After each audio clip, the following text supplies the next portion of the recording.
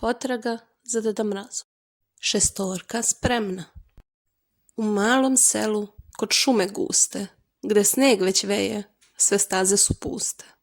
Šestoro dece, srca vesela, krenuše na sever, njihova namera smela. Luka je najstariji, mudar kao sova, Taša je brza, već zna sva slova. Tu je i Filip, što stalno bi jeo, Ema, sa kapom šarenom, koju je pokrio sneg beo. Todor je šaljiv, a Simona mala, ona voli da spava. Idu da traže Deda Mraza, kreće avantura prava. Pouka dana.